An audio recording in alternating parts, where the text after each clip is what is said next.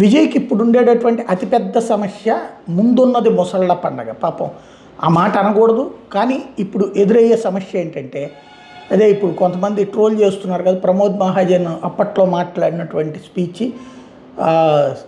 ప్రజాస్వామ్యంలో అతిపెద్దదైనటువంటిది ఏంటంటే అత్యధిక సీట్లు వచ్చిన మేమేమో బయట ఉన్నాము, మా తర్వాత అత్యధిక సీట్లు వచ్చిన వాళ్ళేమో ప్రభుత్వంలో ఉండరు, బయట ఉండి మద్దతు ఇస్తారు, ఆ తర్వాత వచ్చినటువంటి వాళ్ళేమో ఒక్క సీట్ వచ్చినటువంటి ఆయన ప్రభుత్వంలో ఉన్నాడని చెప్తే, అట్లాగే ఇప్పుడు సింగిల్ లార్జెస్ట్గా వచ్చినటువంటి విజయ్ ప్రభుత్వం ఏర్పాటు చేస్తుంటే ప్రతిపక్షంతో కలిసి, అంటే ఇవాళ ప్రతిపక్షం ఆనాటి అధికార పక్షంతో కలిసి కూటమిగా ఉండి విజయ్ని తిట్టిపోసినటువంటి పార్టీలలో ప్రథమమైనటువంటి కాంగ్రెస్ పార్టీ ఫస్ట్ వెళ్ళింది.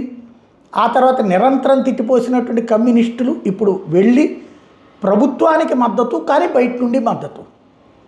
తర్వాత వచ్చినటువంటి బీసీకే ఏఐయుఎంఎల్ డిఎంకే కూటమిలోనే ఉంటారు, కానీ విజయ్కి టీవీకే ప్రభుత్వానికి మద్దతు ఇస్తారు, ఎందుకంటే రాష్ట్రపతి పాలన రాకుండా.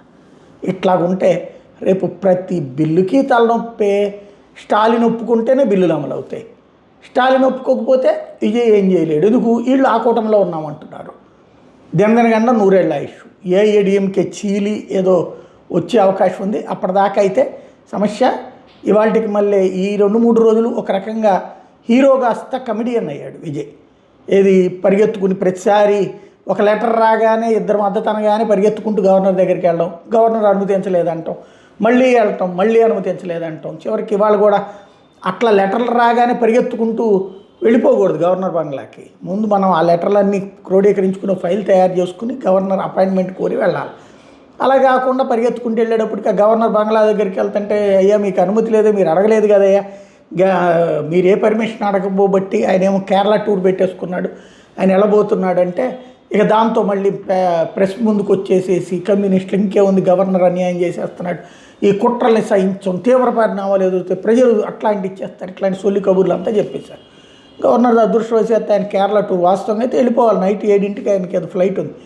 అది ఆపుకుని ఈ లోపు అక్కడ కేరళలో కాంగ్రెస్ పార్టీ వాళ్ళు ఇంకా ఏమీ తేల్చకుండా ఉండటం, ఢిల్లీకి వెళ్ళిపోవడంతో ఆ టూర్ క్యాన్సిల్ చేసుకుని ఉన్నారు. వెంటనే విజయ్ని రమ్మనమన్నారు, వెంటనే క్లియర్ చేశారు. కాకపోతే ఈలోపు విజయ్ గవర్నర్ బంగ్లాకి వెళ్ళి మళ్ళీ యూటర్న్, మళ్ళీ పార్టీ కార్యాలయానికి వెళ్ళి మళ్ళీ యూటర్న్, ఇట్లాగే సినిమా స్టైల్లో జరిగినటువంటి ఇట్లాంటివి కొంచెం కామెడీగా ఉంటాయి అన్నమాట. అవి కొంచెం జాగ్రత్త చూసుకోవాలి.